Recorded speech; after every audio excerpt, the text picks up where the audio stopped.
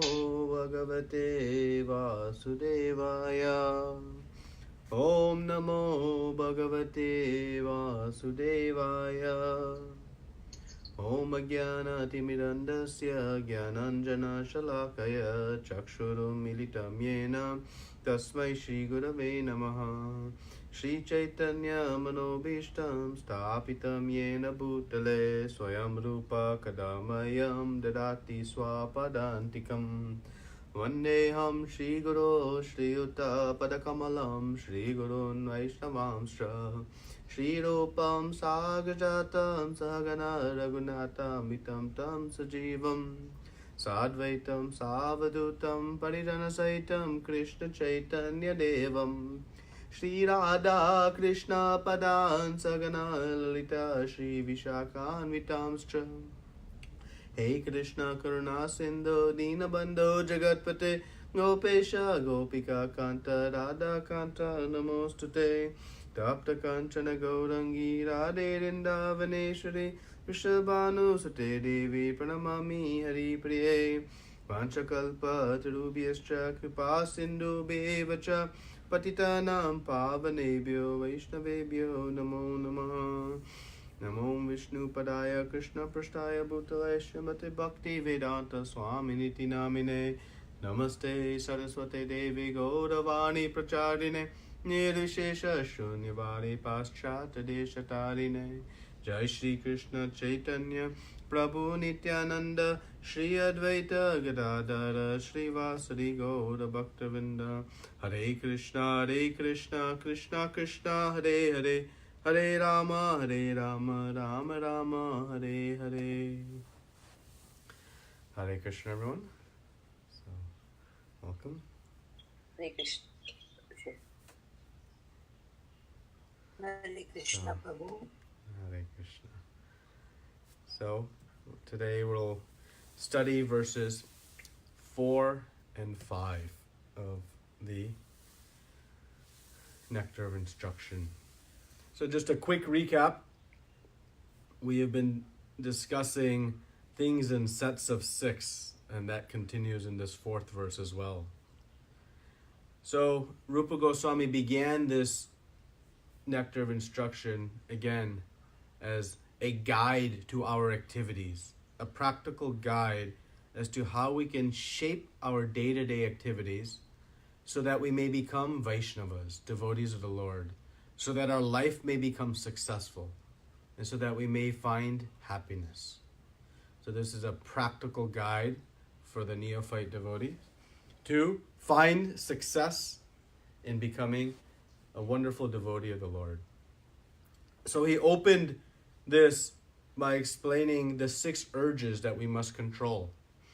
Because our first duty in Krishna consciousness, as Prabhupada explained in the preface, is to control the mind and senses. That is our first duty. And so we had Vacho Vegam, Manasakroda Vegam, Jiva Vegam, and Udaro Pashto Vegam.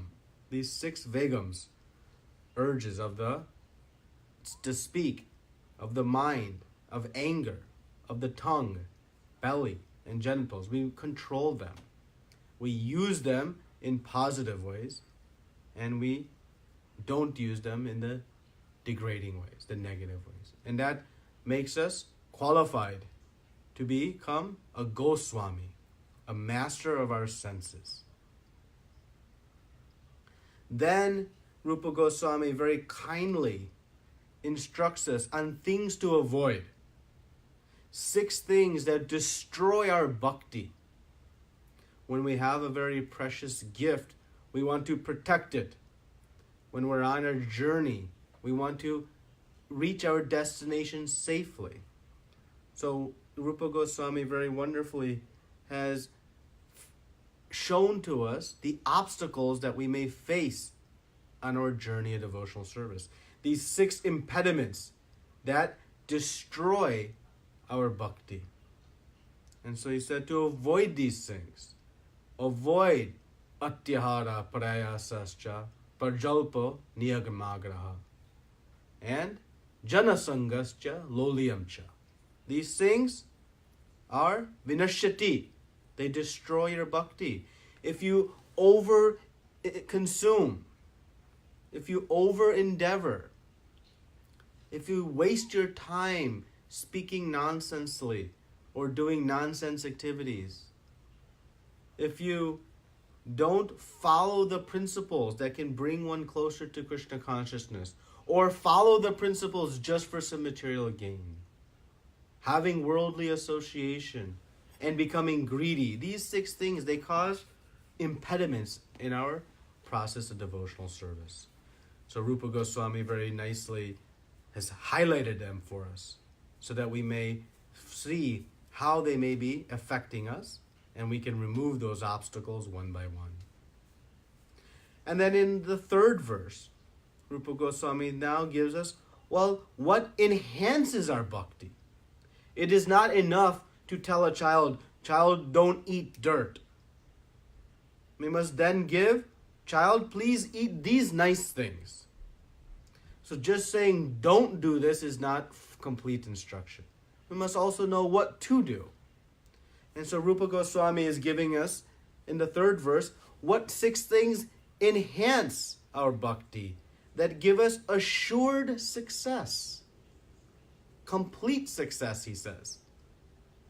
So just as we have the obstacles to remove, we have these things that we try to bring into our bhakti. And he said, Utsaha nischaya daryat tattat karma pravartanat sanga tyaga satovatihi. These 6 things. Utsaha nischaya daryat. We should be enthusiastic. Nothing we've achieved in life happens without some enthusiasm. So spiritual life requires enthusiasm. We must endeavor with intelligence. Use our intelligence to see how to engage our activity. 2, we must be patient. That results will come. It may not happen overnight. But if we have confidence, nischayad, confidence that something great is coming, then we can be patient and will be enthusiastic to carry on. So Rupa Goswami said we must be confident. Not confident in our own ability, but confident in 2 things. Krishna's mercy will come and it will be bestowed upon us. And 2, confidence that the only thing that can give me perfection of life is bhakti, my Krishna consciousness. Nothing else can help me. But Krishna consciousness can bring about everything. If I have confidence in this, then I can make success. And Prabhupada said that confidence and patience are keys to success in devotional life. And we must, follow the principles, the regulations, the do's and don'ts, avoid worldly association, and follow in the footsteps of our previous acharyas who showed us one thing: engage 24 hours a day in devotional life. Then you will find success. So these are the formulas that Rupa Goswami has established. How to control the mind and senses, what to avoid in the path of bhakti, and what to do enhance in the path of bhakti. And so that establishes the foundation for this nectar of instruction, this instruction for all of us. And now we move into the next section of this wonderful scripture, which is speaking on sadhu sangha. This sadhu sangha, verses 4 through 6, is speaking about association. This is the second step between faith and Krishna prema. We'll discuss more of that in the coming weeks. But we saw association very nicely highlighted in verses 2 and 3. And now Rupa Goswami is going to speak in this verse 4 specifically about how to do sadhu sangha. So there are 6 different loving exchanges that occur between devotees. And these deep friendships, relationships amongst devotees is very, very important in our devotional life. We experience a satisfaction in Krishna consciousness, a bliss and happiness when we have wonderful devotee relationships. They help us make progress. Maybe sometimes we're, feeling a little lackadaisical, not so encouraged. With good association, we can become encouraged, protected from the allurements of the material world. These relationships are very, very important to us. And in association of devotees, we can render service to devotees. Krishna glorifies the service to his devotees. He says, service to me, this is Krishna speaking, is very, very pleasing. But one who serves my devotee pleases me many, many times more. So in association of devotees, we can find how to render service to devotees. Very, very important in our progress in devotional service. So let us now review verse 4. I'll just read the text. 4. Offering gifts in charity, accepting charitable gifts, revealing one's mind in confidence, inquiring confidentially, accepting prasad and offering prasad are the 6 symptoms of love shared by one devotee and another. So these are again 6 symptoms of love. Devotee relationships are about love. Our relationship with Krishna is about love. That is bhakti. Bhakti is awakening our dormant love for Krishna. And when we love Krishna, we love all around, including his associates, his devotees. So this is the symptoms of love. And there are 6 types of loving exchanges that are being given here. And so we'll discuss one in detail, each one in detail. The first is offering charity. So devotees offer charity. Devotees go out on the streets and they give books. That is great charity. They give knowledge, share the Shastra. They give out the holy names. I'll speak about that in a coming slides. But they distribute things that are beneficial. Guests, members, visitors to temple, they give donations. That is offering charity. Or they give their time by rendering service. Let me go and volunteer some time to serve the Lord, serve the devotees, serve the project, whatever may be going. So that is an offering of charity. Our time, our wealth, our knowledge. And one should accept charity as well. One must be willing to accept whatever the devotee is offering. We receive some book, some prasad, some mercy. Devotees accept that. So you can see there's a reciprocal of the first 2. These are in sets of 2. Offering charity and receiving charity. These are the loving exchanges of the devotees. Inquiring confidentially and revealing one's mind. Okay? Revealing one's mind. One hears attentively. We open our mind and a devotee explains how the material world is working and what challenges we may face in devotional service. We reveal confidentially and we inquire confidentially. The experienced devotee explains and the inexperienced devotee hears, learns. And that inexperienced devotee then becomes experienced and shares to others. And like this, that continues. And inquiring confidentially. This guyam is very important. Inquiry, very confidential aspects of bhakti, how it works, how I can apply it. We must ask questions. We have been given intelligence, not to eat, sleep, mate, and defend, but to inquire about how to find perfection of life. And so we inquire. Devotees inquire amongst each other. We share. What did you read today? What did you learn from that class? I understood this, but is it right? In this way, while having prasadam after the Sunday feast, we should discuss the philosophy of what has taken place, not other forms of prajalpa. This is how devotees engage in relationships, discussing and hearing. And then the final 2, these are the ones we enjoy the most. If nothing else works, just accept some prasad. Direct mercy of the Lord. Right? Srila Prabhupada invites all members to come to the Sunday feast and enjoy Krishna Prasad. Devotees invite to their home. Please come home, honor some prasad. So accepting prasad and offering prasad. We should, feed the devotees. You can sponsor a Sunday feast in your local temple. It's such a powerful way to feed so many devotees. You can invite members to your home, whatever way you find. But these things, these 6 exchanges of love, do not make them mechanical and ritual. No, they're exchanges of love. This is how devotees engage. And what is the result of such engagement? What is the result of these 6 loving exchanges?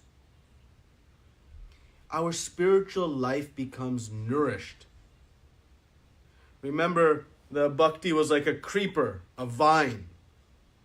Well, any type of plant, what do we have to do? We have to nourish it with nutrients. And this association, these exchanges, it nourishes our spiritual life.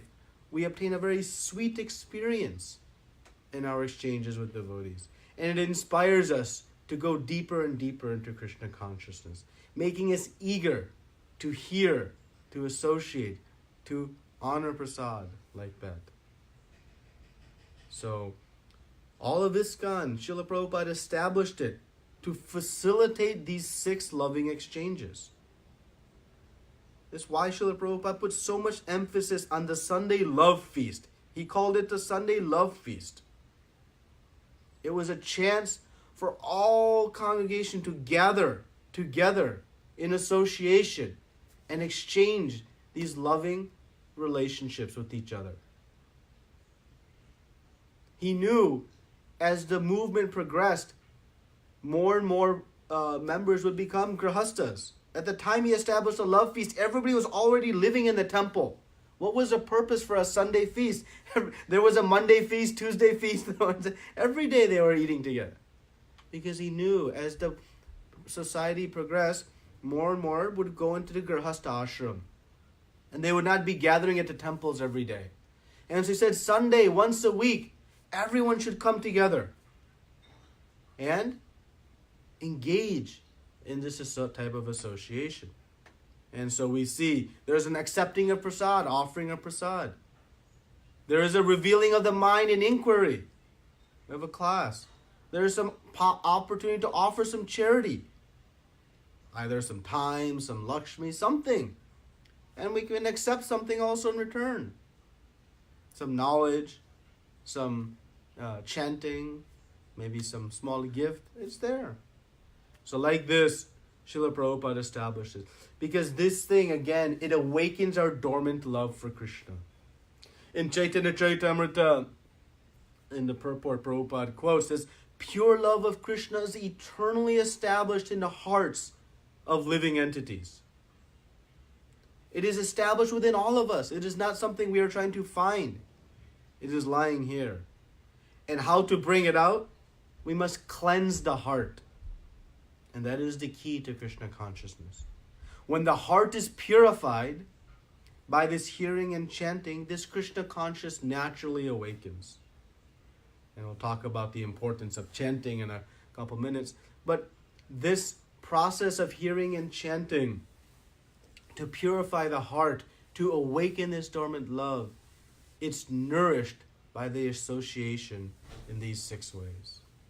So this is the real peace formula between all people, between all nations. If we all just engaged in these exchanges, everything would be really nice. So Rupa Goswami is guiding us on how to associate with devotees. But we also must be careful.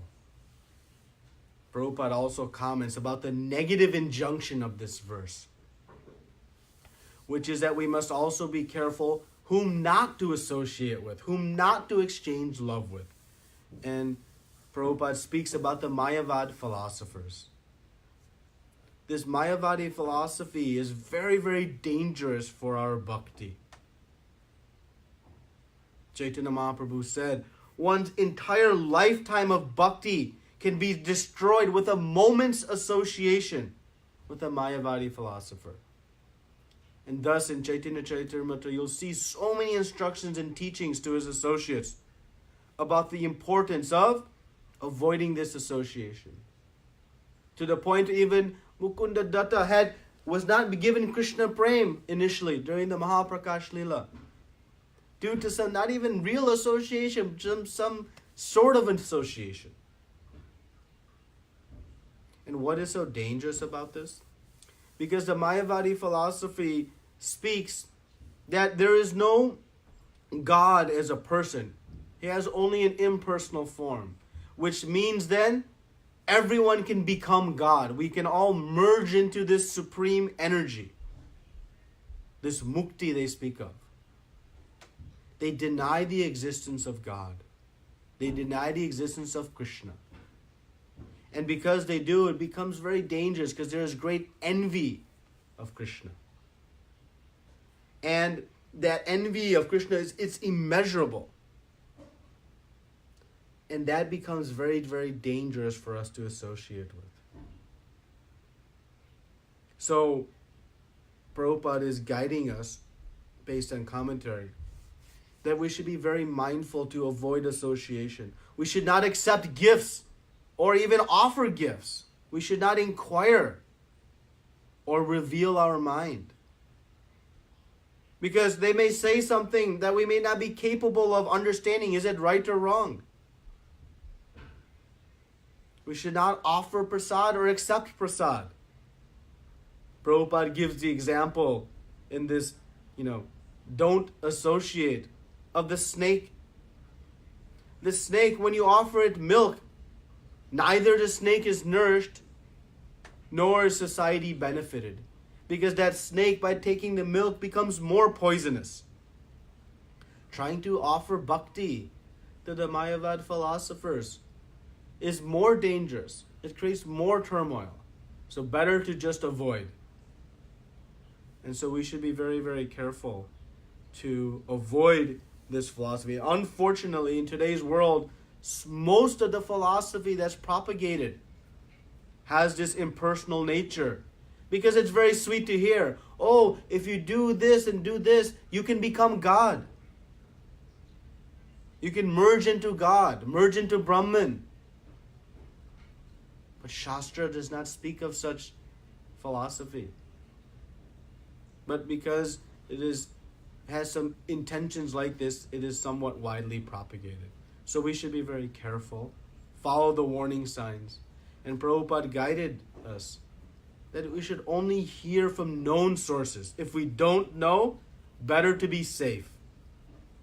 Just like in a public place, when you take your child, you don't know who is safe and who is not safe. You don't know. So what do?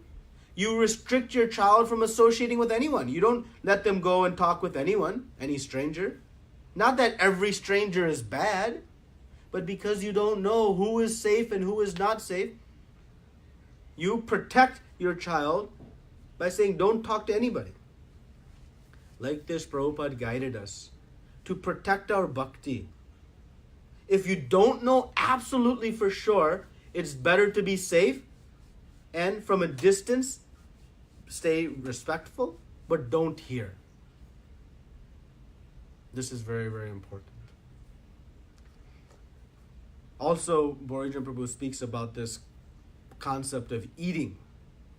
Eating foodstuffs made from non-devotees is also very, very dangerous. It's a very powerful way to impact our bhakti. Eating from a devotee has very powerful positive impacts. Their consciousness can become within us.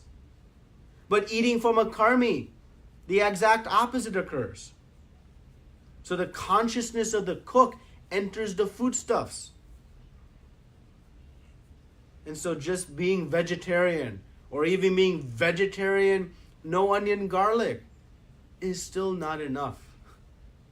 One must stick to eating prasad, as we saw in verse 1. So that's another indirect source of association. So like this, we must be careful of the association to avoid. And what is the best of charity? Right? What is the best of charity? Well, what is the goal of any philanthropy? Philanthropy is to give something of value to help somebody, to solve a problem. If you are hungry, I will give you some food to solve the problem of hunger. So the best philanthropy can solve the greatest of problems. And what is the greatest of our problems? It is not hunger. It is not sickness. It is not lack of wealth, lack of education, lack of medicine. It is our separation from Krishna. It is our avidya, our ignorance, which leads us to the bodily conception of life, which leads us to the cycle of birth, death, old age and disease, difficulties of the mind and body, of natural disasters and other living entities. That is our greatest problem. How to solve that? How to solve our separation from Krishna? Because when we attach back to Krishna, all of our real problems dissipate. And so what is the best dadati, charity? One can solve that. And that is giving the holy names. This chanting is so powerful that it can solve all problems of life. And not only for the chanter, but even for the hearer. Prabhupada speaks about the living entities who hear, even indirectly, the chanting of the holy names are benefited. So powerful.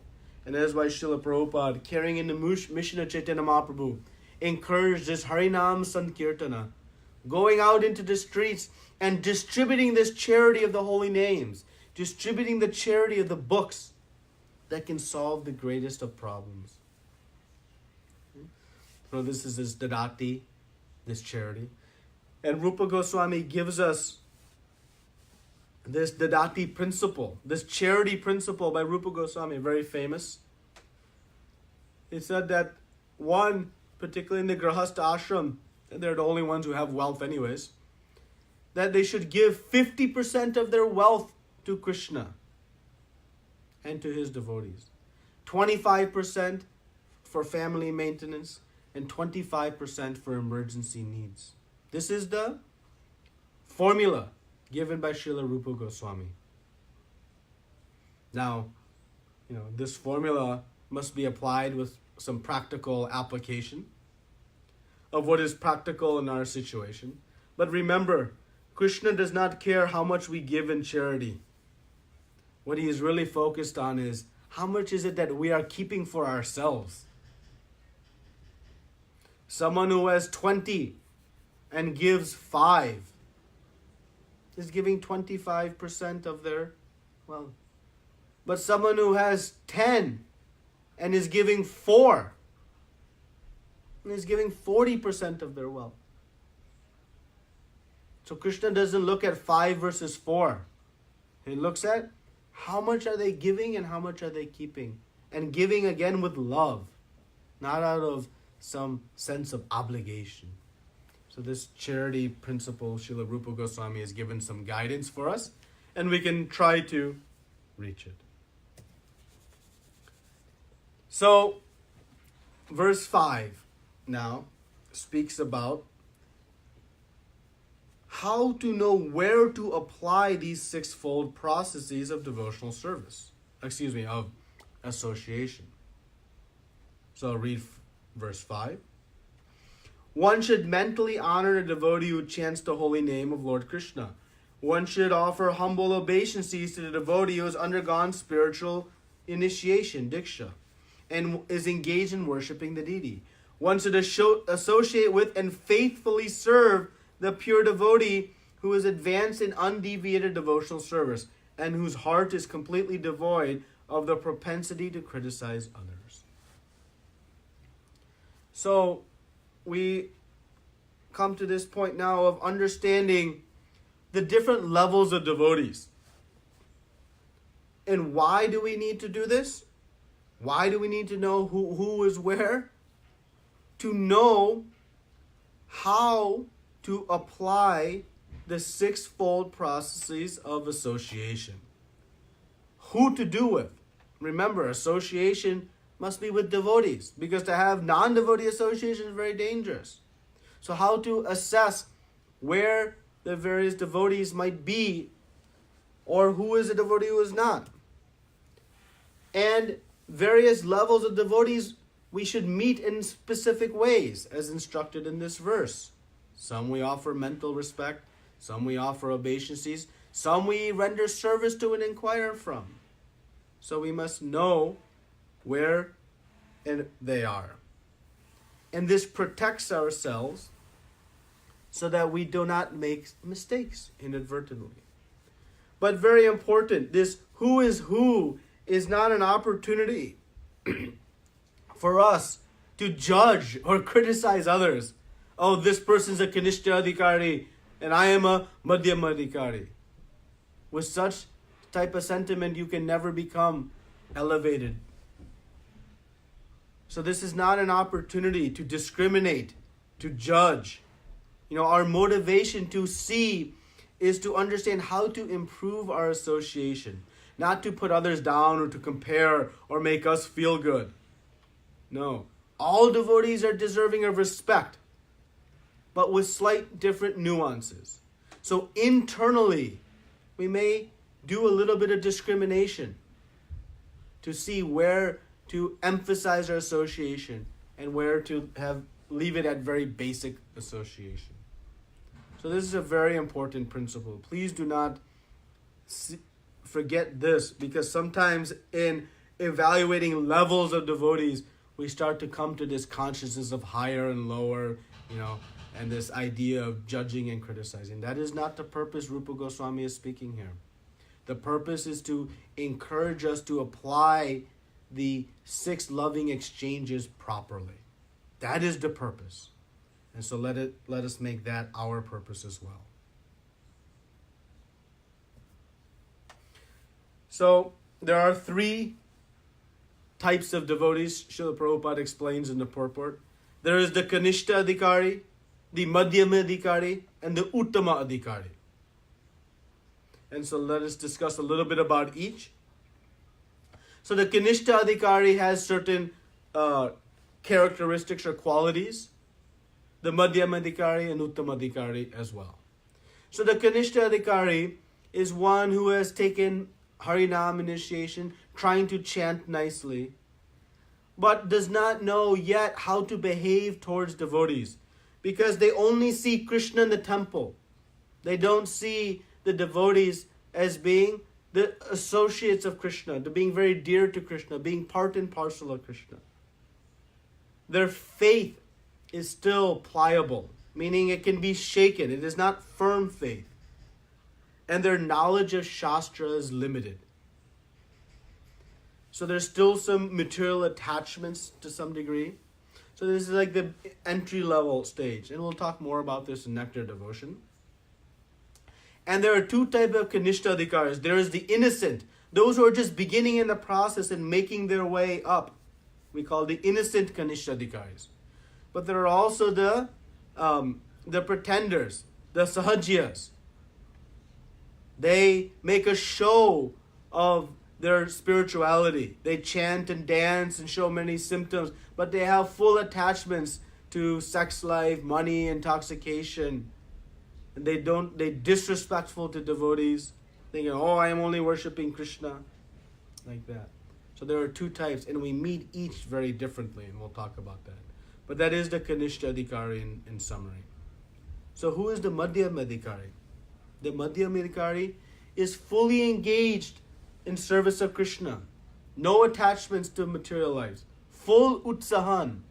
Very enthusiastic. They have become fully initiated, Brahmin initiated. They have full faith. Firm faith. Their faith is not pliable. It is fixed faith in the chanting of the holy names and in Krishna consciousness. And like the Kanishta Adhikari does not greet devotees with love and respect, because he only sees Krishna in the temple, the Madhyamadikari, see how he behaves. To Krishna, he worships with the highest object of love, as the highest object of love. But the Madhyamadikari also makes friends with the devotees. He's compassionate to the innocent. And he avoids all envious people. So 4 ways. Worships Krishna as the highest object of love, makes friends with the devotees, compassionate to the innocent, and avoids the envious. And they're very expert in discriminating who is who. Actually, if we see normally, we have the opposite approach. To those who are superior to us, we become envious of. Those who are subordinate to us, we don't have compassion. We try to extort them. We try to manipulate them. Control. And with our friends, we try to push them down so that we can go up. That is the material engagement. But the Madhyamadikari shows the perfect way to interact. And again, the Madhyamadikari, their faith is very strong, but their knowledge of Shastra is still developing. They have some knowledge, but not full and absolute complete knowledge. So the Kanishtyadikari had limited faith and limited knowledge. The Madhyamadikari has strong faith and developing knowledge. And then we come to the Uttamadikari. Very, very advanced devotee. The heart is 100% purified. No other thoughts but thoughts of Krishna. No other interest but to spread the holy names of the Lord. They have no interest in criticizing anybody. They are strictly following the regulator principles. They see everyone as part and parcel of Krishna. They also cannot discriminate who is high and who is low. Actually, the Uttamadikari, because they're so humble, they see everyone is below them. Above them. They see themselves as below everyone. They think, there's all senior devotees around me. So the Uttamadikari actually does not know who to preach to and who not to preach to, because out of such humility, they only see part and parcel Krishna within everyone. So the pure devotee actually comes down to the Madhyamadikari level to be able to discriminate where to preach. They're very, very humble, not eager to receive respect. Another quality of the Uttamadikari. Bhakti Vinod Thakur says that we can see who is an Uttamadikari by their ability to bring many, many people to Krishna consciousness. Their presence alone can make people chant. We see that certainly of Srila Prabhupada. Just by sitting in the park, the hundreds and thousands were coming to see him. And they were attracted to also begin chanting. So Bhakti Vinod Thakur gives us this criteria. They are the best of gurus. We should approach an Uttamadikari devotee as our spiritual master to elevate us in our practice of bhakti. And finally, in Uttamadikari, they have strong faith and full grasp of Shastra. They can make disciples because they know how to answer all questions with Shastra. They can convince and destroy anyone's doubts. So that is the Uttamadikari. So this, sometimes we talk about pure devotee. This pure devotee is not a very cheap term. It's very, very elevated, free of all anarthas, fixed, at the bhava stage of bhakti, this ecstatic love. It's a very, very high position. So we should not cheapen it by using that term loosely. And this association with the Uttamadikari, we associate with them because we can catch their disease. Their disease, the love of God. It is not a disease. It is the greatest of fortune. And this is the value of spending every possible minute with these pure devotees. When these great personalities come, we should attend as much as we can. To associate. A moment's association can change our life with these Uttamadhikaris. We'll talk a little bit more about that in a minute. So just to put it into table form, our evaluation is primarily based on these two criteria: faith and knowledge of Shastra. So the Kanishya Adhikari, again, is sort of weak and pliable faith and limited knowledge. The Madhyama Adhikari has unflinching faith, but developing knowledge. And the Uttama Adhikari has this unflinching faith and complete knowledge of Shastra. So these are the markers, or how do we evaluate where one is. It is not subjective. It is not based on how many years they have been serving, or how many verses they have memorized, or how wonderfully they sing for the Lord. I don't see any of those here. I didn't see any of that in the scripture. It is based on these metrics. So now, how to meet these devotees? The Kanishya Adhikari, one offers mental respect. Again, respect is for all. And why offer mental respect, we might wonder. Because it is better to keep distance in case they are the pretenders, the sahajiyas, who are very, very dangerous. Because they can bring us down if we are not so strong. If we know them to be innocent and developing, then we can give association and preach and share knowledge. But if we do not know, it's best to give pranams. We never disrespect anyone. Even if they are dangerous for us, we remain respectful. That is of utmost importance. Utmost quality of a devotee. Every living entity is respected. There is no such thing as friend and enemy. But still, one must try to decipher where that person is to understand how to interact. To the Madhyama Adhikari, one offers obeisances. That is what Rupa Goswami has explained in this verse. And to the Uttama Adhikari, one should be eager to serve and associate. Right? Very eager to serve and associate. And this verse kind of covers 4 aspects. With faith, when we have some faith in the power of associating with the Uttama Adhikari, we'll begin to inquire from them, ask questions, reveal our heart. And that will inspire us to do more association. And that will lead us to render some service. And that service leads to more faith. And then more inquiry, association. And like this, that cycle perpetuates. So we should search out their association. Go to any lengths possible. Oh, I cannot go to the temple. It's raining. There's a little bit of wind. This, that, or the other. And some great personality has come to speak. We should go and hear. So valuable is this association. Just see Mugrari the hunter. How with just a moment's association with Narada Muni, he became the first-class Vaishnava. It can happen to us as well. If we know who is Uttama Adhikari, and then we go and render service, inquire from them, associate with them. It's very, very powerful in our devotional life. So now, in addition to knowing how to meet devotees, we should also understand where are we and how can we elevate our position.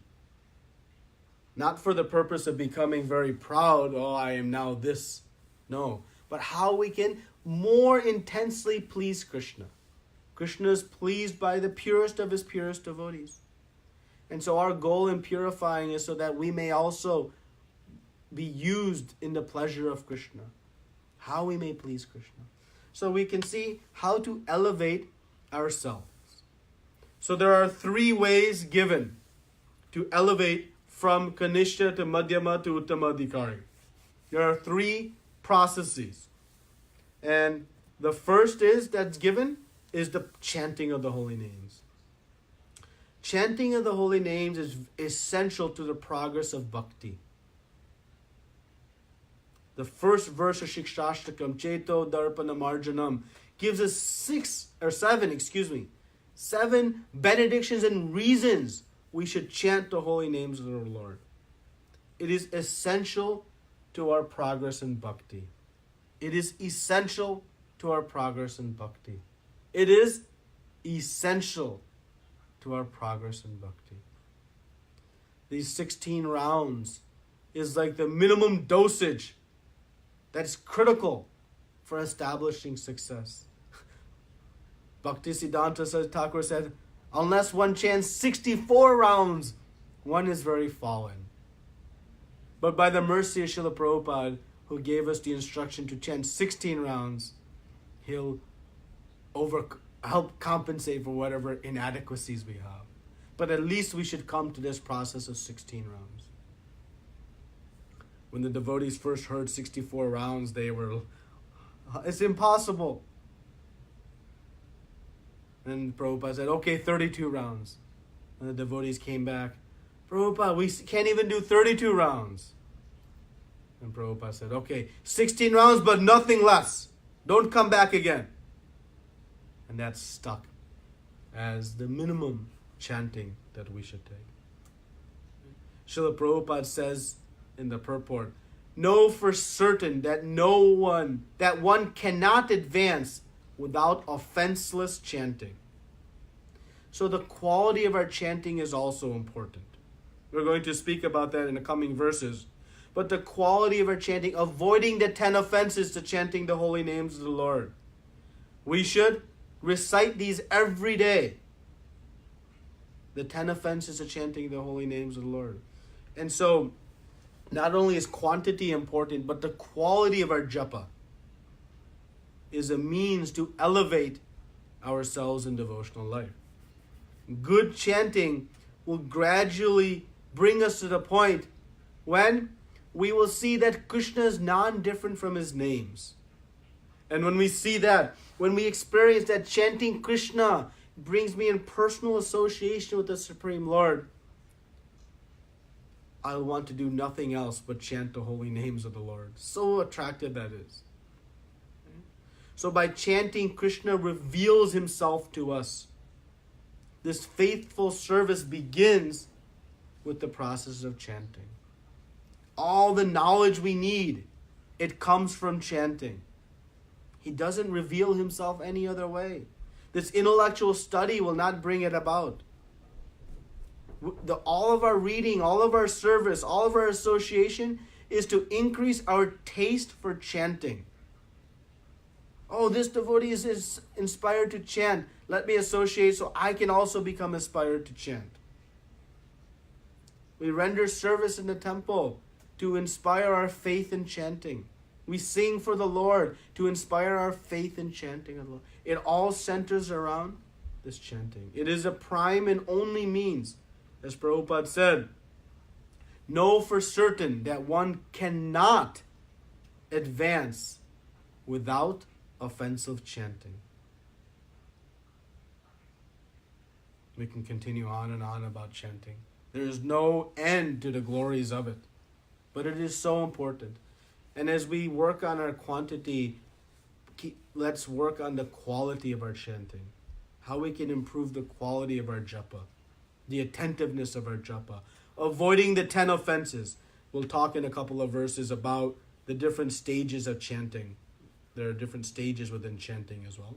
So we'll see. So this is the key to losing all our other interests. And that is chanting.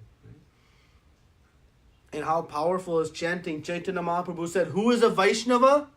Who is a bona fide Vaishnava? One who has chanted the names of the Lord Krishna even once. Not even chanted, one who has just heard. Hearing the name of Krishna even once, one is considered to be a Vaishnava. Because it's so powerful that once the word Krishna enters the heart, they will become purified eventually. So the point is that this, in the early stage, we working to advance, associate, we have to take this process of chanting. Right? Very, very important. And if we see somebody in the early stages of bhakti, but they are making advancement, working hard, we should offer our respects, offer obeisances, knowing by the power of chanting, they'll also become a very first-class Vaishnava. Somebody think, oh, he or she is new, they're not advanced, they're not worthy of my respect. That is a very foolish mentality. Anyone who is attempting to chant the holy names of the Lord, they are considered fully bona fide Vaishnavas. Anyone trying to purify, they should be the recipient of our respect. Not just if they're wearing dhoti or saffron, they are old, or they are of certain caste or creed. No. Anyone chanting the names of the Lord is worthy of our respect. So this is the first means. The second, very important means to elevate is through the process of initiation, of Diksha. When we take initiation, we lose interest in all material activities and become fully interested in spiritual activities. It is a serious, lifelong commitment. When ready, we should beg Krishna to send a bona fide guru into our life. Beg, so that we may take this process of initiation. It is of utmost importance in our spiritual life. And we'll see this in Nectar of Devotion very, very vividly. And why do we take Diksha? Not for status or position, as Prabhupada warns us, but to advance in spiritual life. If we are truly desirous to advance in spiritual life, this initiation is very, very important. And what are the requirements or requisites to take initiation? We should be losing the taste for material activities, or at least have the desire to lose them.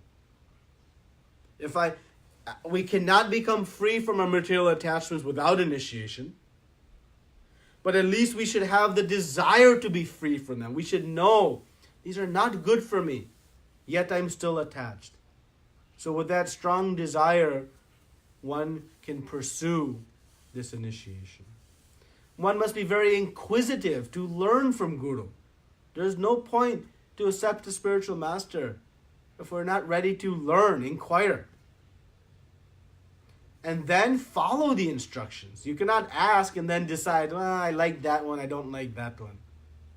That is one of the offenses in chanting the holy names, to disobey the order of the spiritual master. So we should be ready to follow, humble to know, I don't know what to do, but Guru knows. Ready to control the mind and senses. Right? There is some austerity. Must follow the regular principles, follow the different regulations, follow the vows. So ready to take on that commitment. Of interested obviously in the spiritual matters. And we see our acharyas, how enthusiastic they were for initiation. Bhaktivinoda Thakur was pleading with Gaura Das Babaji over and over again.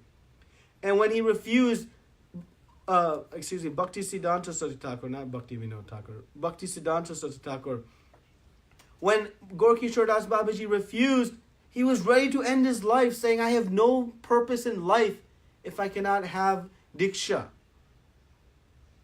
So much importance he placed on it. Narottam Das Thakur, same thing. So this is a second means to elevate ourselves. Chanting, Diksha. And then the third is to increase our faith. We know as faith increases, our position increases. So what is faith?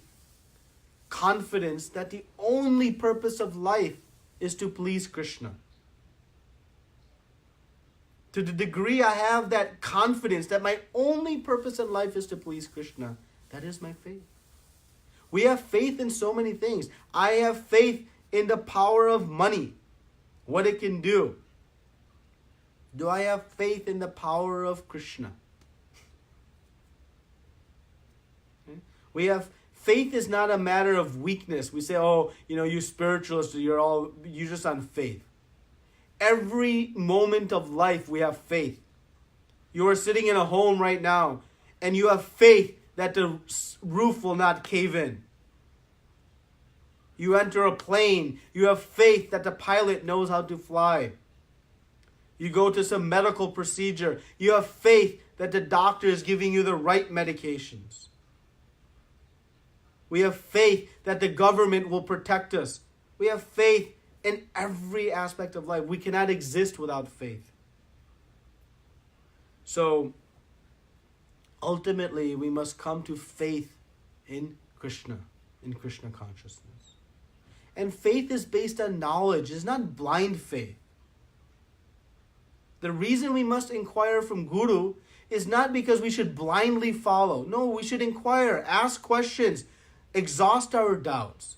Because blind faith is not very intelligent, Prabhupada would say.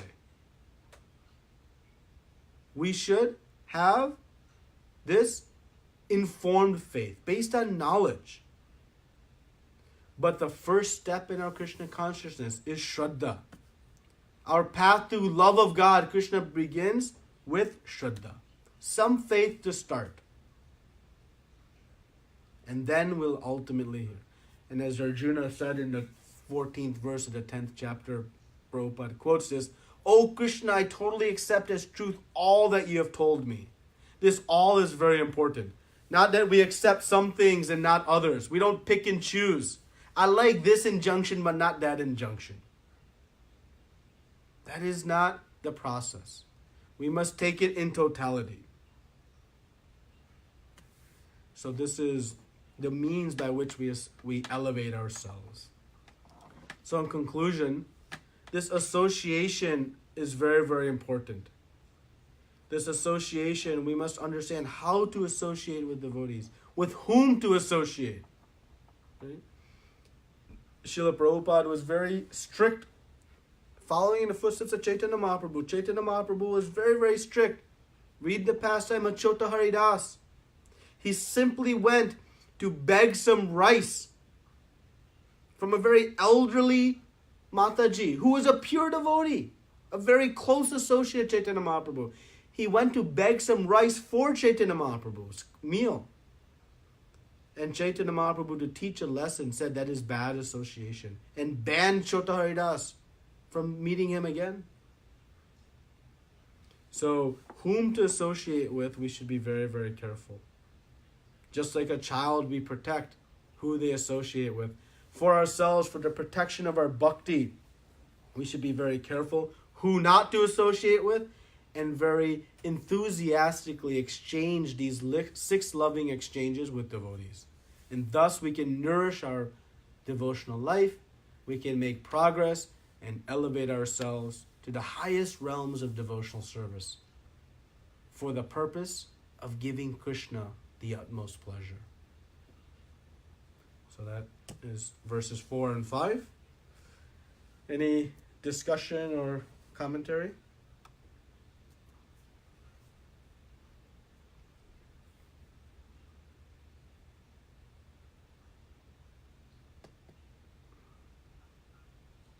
Hare Krishna, Prabhuji. Hare Krishna, Mataji. Yeah, thank you so much for the wonderful lecture, Prabhuji. My fun question was regarding the advanced Adhikari, Uttam Adhikaris. So Uttam Adhikari are, I know this is for our purpose. The purpose why we are categorizing is to understand how we would be dealing with them. So is it apart from the spiritual master, so Siksha Gurus will also come under this category, right? Depending on where they are, in their faith and in their knowledge of Shastra, in the qualities we discussed, right? So the purity of their heart, the non-envious nature, the lack of interest in criticizing others, all these qualities must be there. That's what determines where one is, not based on duration in Krishna consciousness or any title that's given or anything like that. Those are designations, but the qualities that exist within the individual, that's what defines. So yeah, others beyond just your Diksha Guru are Uttama Adhikaris. There are many pure devotees, right? But Right. and we should be eager to associate with them all. Not just, oh, that is not my spiritual master, so I'm not going to. That is foolish.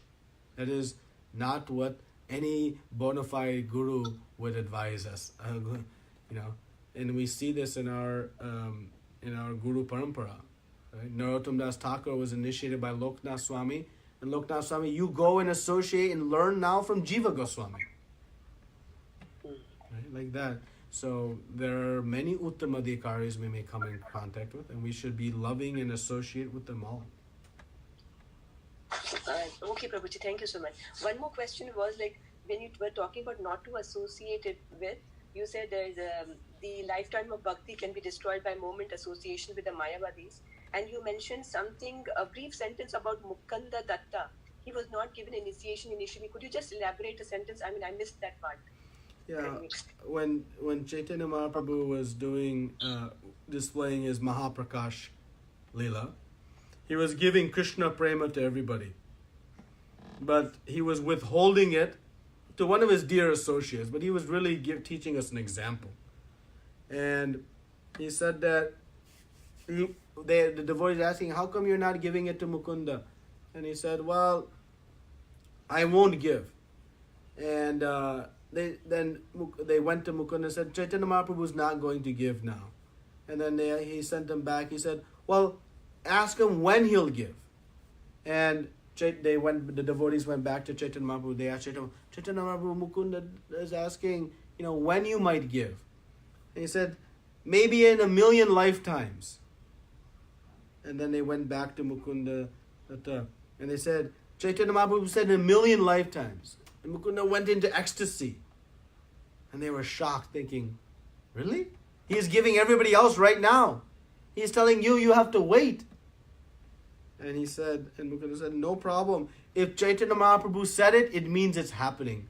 Love of God is so valuable, even if I have to wait millions of lifetimes. No problem. Then they went back to Chaitanya Mahaprabhu and they asked, why you made him wait? And he explained, because he has a tendency to associate and hear from others who are envious of Krishna. Actually, Mukunda was going to preach to them, but to make an example of that, he gave this, played this pastime. So that is the point I was referencing in brief. That story has much more detail, a little bit different order, but that's the short synopsis of it. Thank you, Prabhuji. Thank you so much. Hare Krishna. Hare Krishna. Any other questions or comments? Hare Krishna, Prabhuji. Hare Krishna, Mataji. Prabhuji, in this book, it's a clear that we should not associate with Mayavadis and with materialistic person. But suppose we should not take anything from them. But suppose if our relatives and our friends, they are full Mayavadis, they don't believe even much in Krishna. So how we should deal with them, because just we can't leave them. And suppose if we can leave our friends, but our relatives and all, we can't ignore. So how we can deal with them?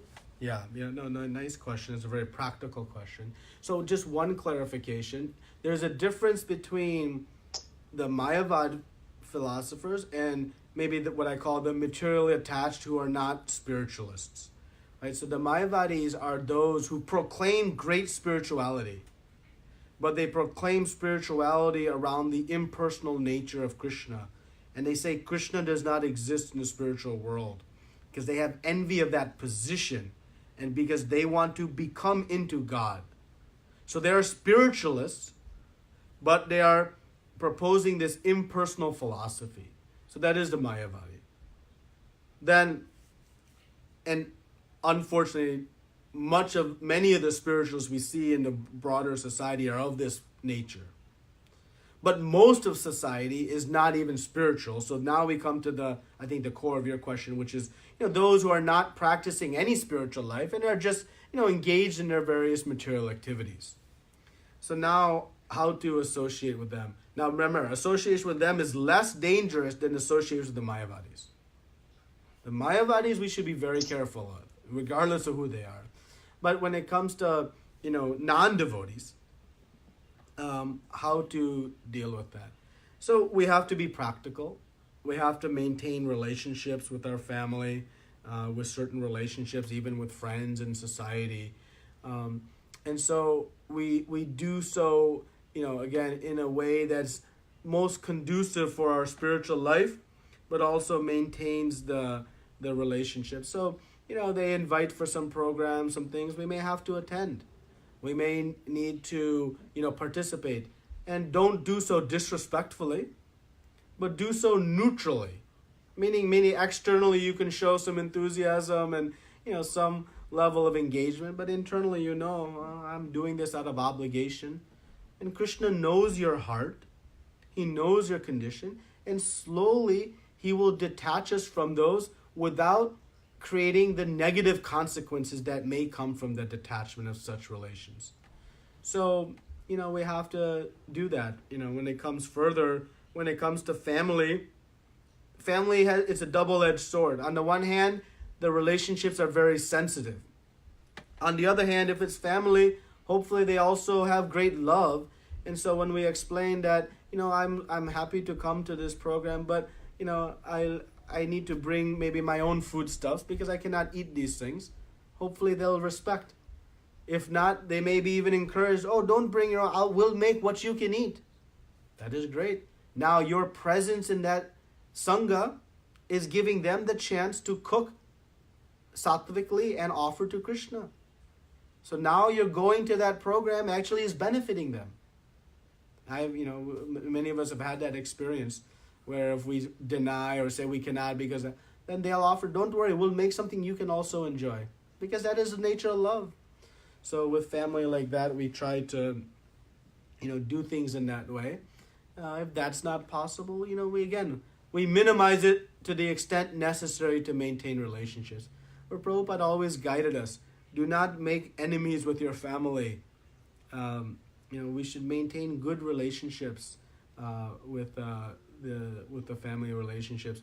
But at some point, if it becomes completely counter to our spiritual life, then we have to make a hard decision.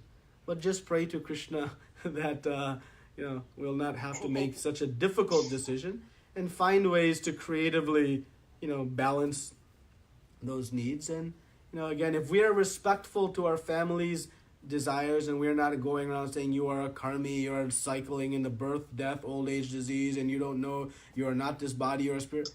Don't speak that way if they're not here. Just be respectful. You be respectful of them. They should also respect you. So it has to be a two-way street in a relationship.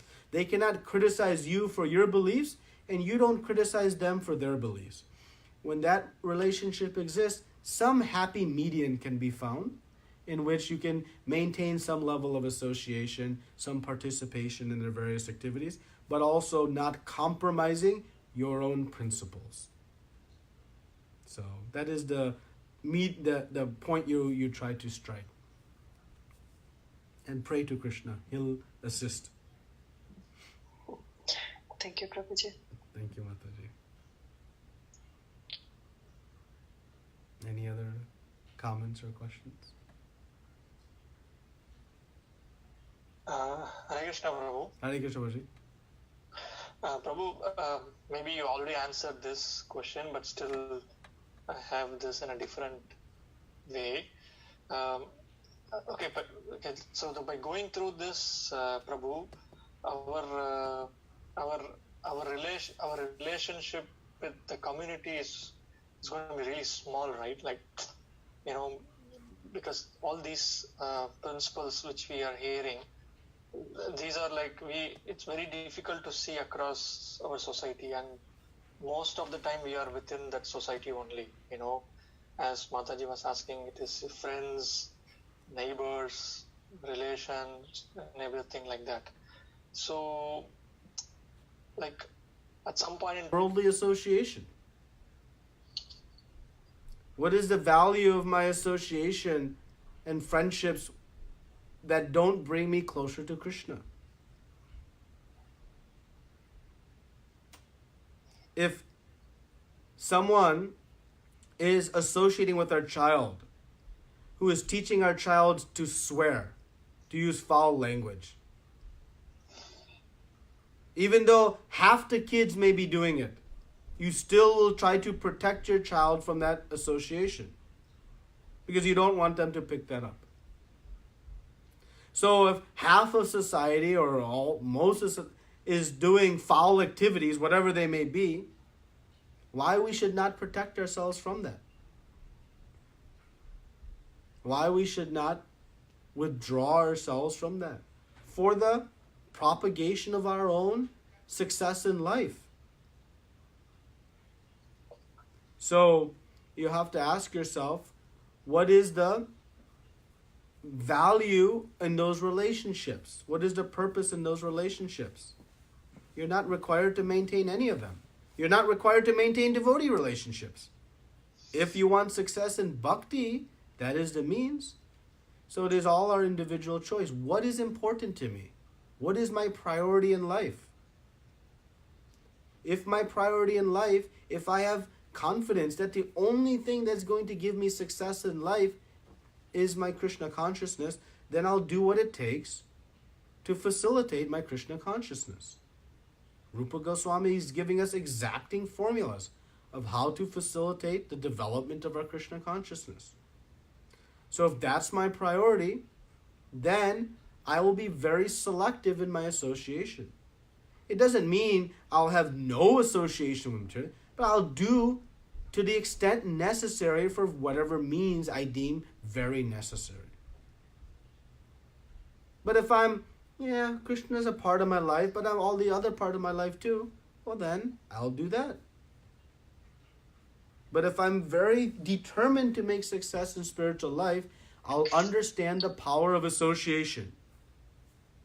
Power of good association, power of bad association. Because we all complain about the lack of time. I don't have enough time to read. I don't have enough time to chant. I don't have enough time to attend Bhakti Vrikshas. I don't have enough time to do my homeworks. I don't have enough time for this.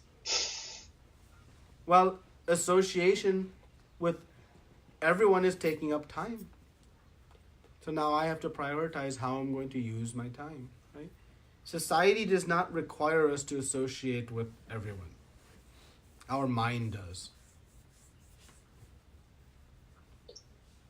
Sure, and to follow up on that, Prabhu, you also mentioned this point.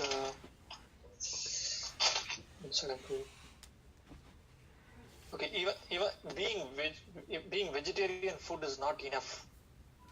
So, can you throw some light on that, Prabhu? Yeah. What do you mean by that? Yeah. Krishna in the 13th verse of the 3rd chapter says, if you don't eat foodstuffs offered to Krishna, you're verily eating sin. Because even plants have a soul. There's a life aspect to the plants. There's a jiva. So if that food is not offered to Krishna, then there is a karmic reaction for that. Certainly less karmic reaction than eating the animal, but still there is some karmic reaction. So eating vegetarian foodstuffs is better than eating non-vegetarian, but better than eating vegetarian is eating prasad. So we are not vegetarians, we are prasaditarians. We only eat prasad. Why only eat prasad? Because Krishna only eats patram pushpam phalam toyam. So because he only eats that, and I only eat what Krishna eats after he eats, then I happen to be. So I'm not vegetarian. I'm prasaditarian. That is the goal. So, of course, vegetarian is better than non-vegetarian, but it is not as good as prasad. Now, on the point I made in this class was about the cooking. Even vegetarian food stuff, the consciousness of the cook enters the cooked items. And when we eat, that consciousness affects us. And so that is the danger or the consequence of eating foodstuffs that are not offered to Krishna, is that we obtain the consciousness of that person who was cooked. So that's why we should, as much as possible, I can say to the point, only take Krishna Prasad because of that effect. If that cook is in a mode of passion and ignorance, I'll also have some influence of that. So that was the point I was making in this specific lecture. But then more broadly, the vegetarian not being enough. Again, we are prasaditarians. Sure, Prabhu. And so one more question, Prabhu. Because in these verse 4 and 5 we are talking about devotee, right? So I am right now within the ISKCON. Maybe my question is wrong, but I'm associating with you with people of ISKCON community. So I'm trying to understand devotee. What is devotee? But I also see the other side of non-ISKCON people who are also going to different temple. They have they worship God in the house. So how do I see them, Prabhu? So ISKCON does not have a monopoly on devotees. They are not the exclusive rights of devotees. So don't think that anyone who is not in ISKCON is not a devotee. That is a very offensive mentality. Okay? So there are many, many different sects of devotees that exist in the world that are bona fide. There are 4 Vaishnava Sampradayas, and ISKCON falls within one of those Sampradayas. And so there are, many. Don't think that just, those in ISKCON are devotees. That is not correct. Now, the flip side is how to protect association. If you don't know and are not very sophisticated to know who is practicing bona fide devotion and who is not, because there are many so-called spiritualists out there. Unfortunately, we live in a world of hypocrisy. That is just a fact. And so there is so many people out there who can speak Krishna Katha, who can sing Krishna bhajans, who can do things that seem so sweet and fanciful.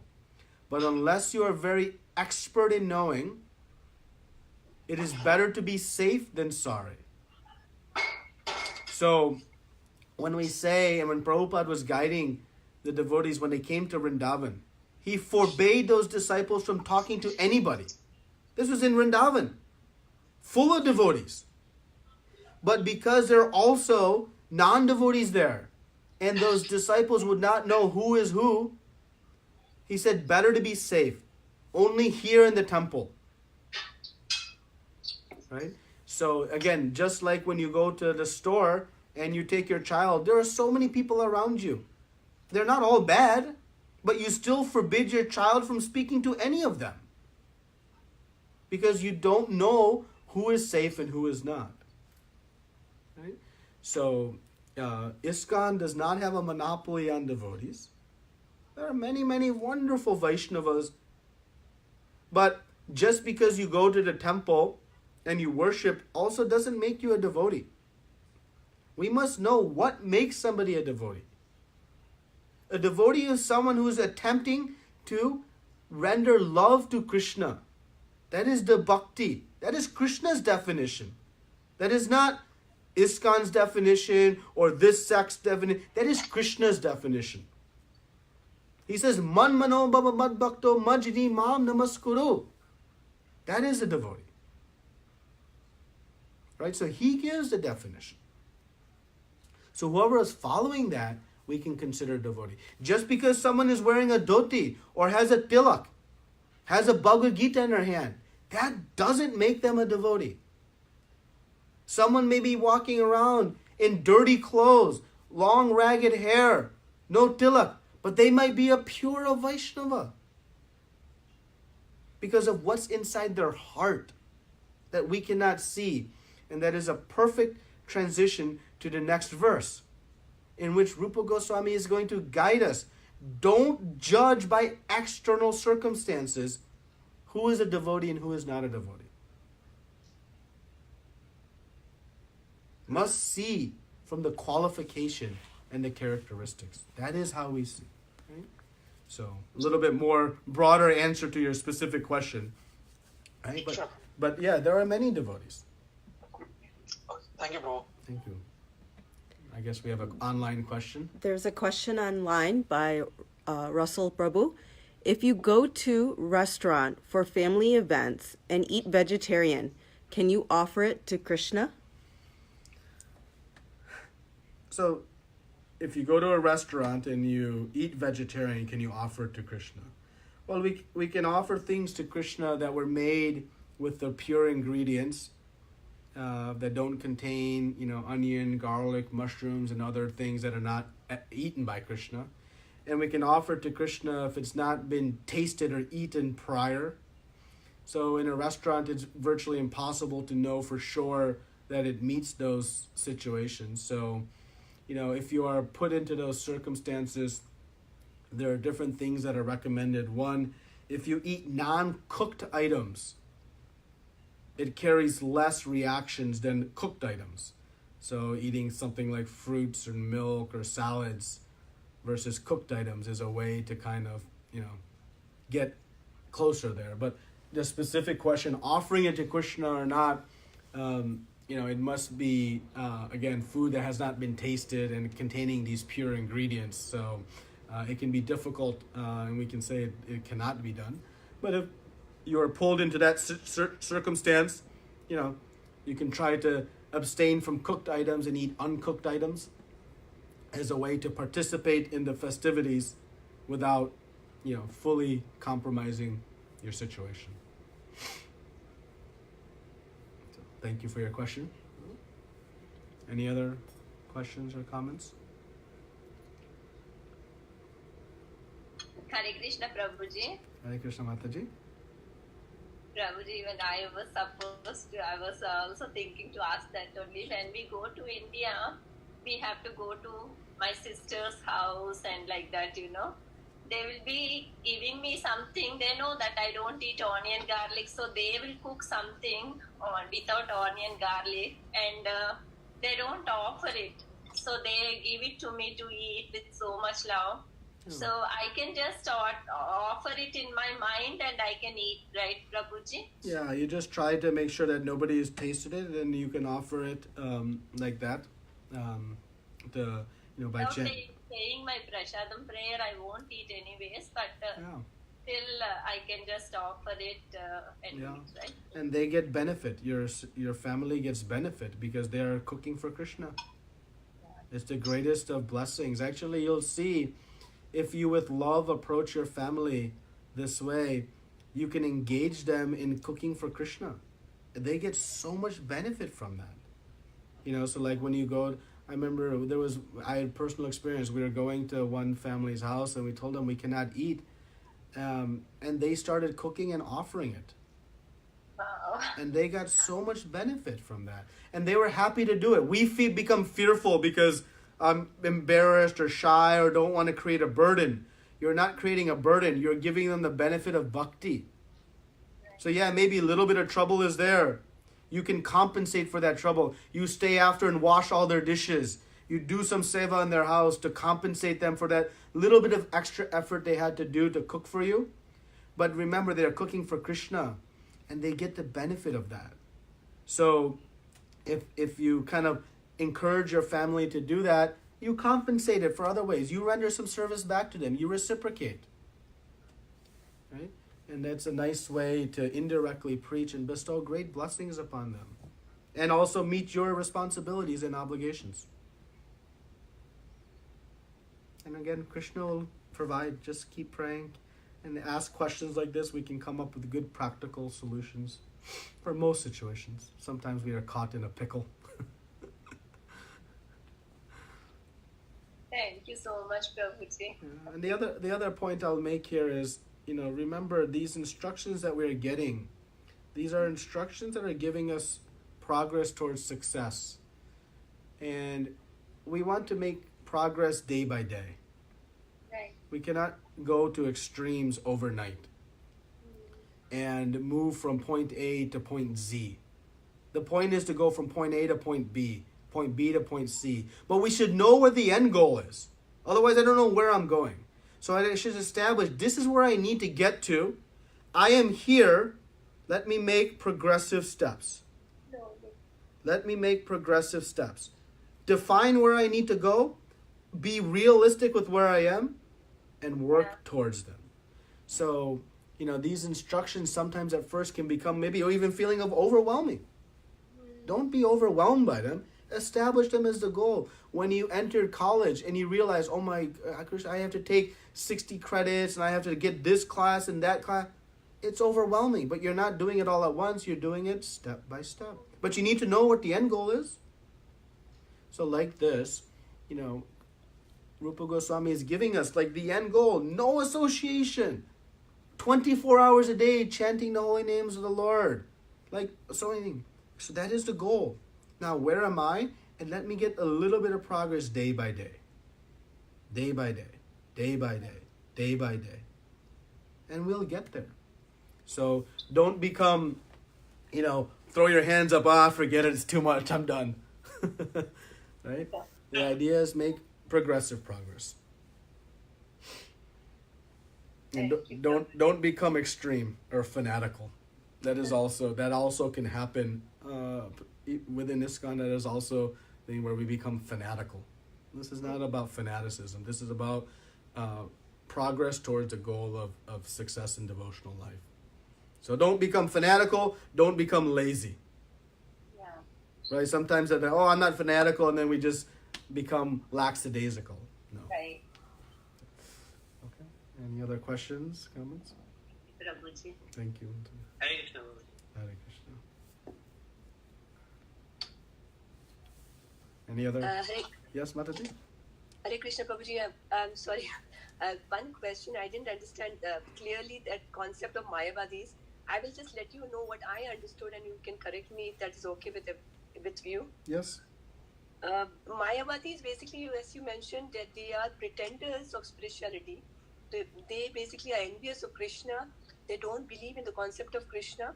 And obviously we need to not associate with them. Even eating food from them or food cooked by them is going to be harmful to us. So, but how is it a very clear line between a Mayavadi and materialist? Because Mayavadis also, do they believe in enjoying life and in this material thing?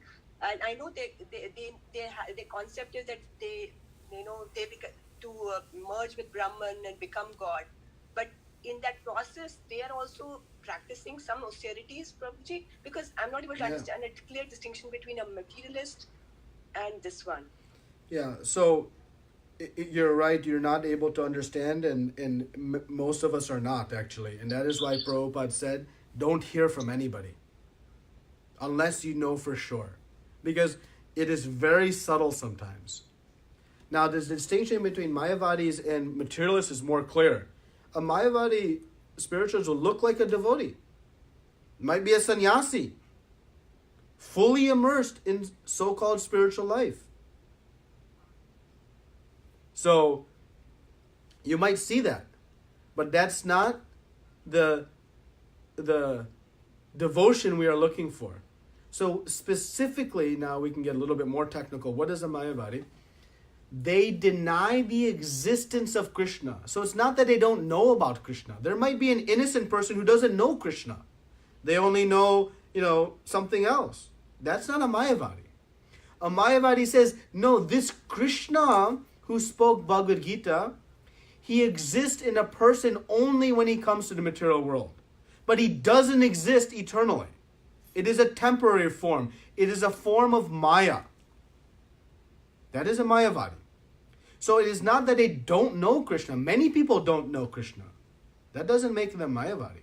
What makes them Mayavadi, oh, I know Krishna, but he doesn't have a form eternally. And we can merge into that form. There are impersonalists who speak about merging into Brahman.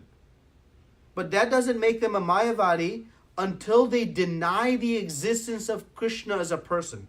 So there are many innocent people who only know up to this impersonal feature. They don't know beyond that.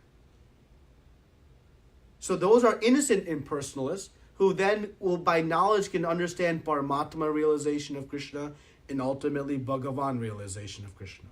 So though there are innocent impersonalists who they only understood one feature of Krishna. Krishna is revealed in three features, from impersonal to Paramatma to Bhagavan.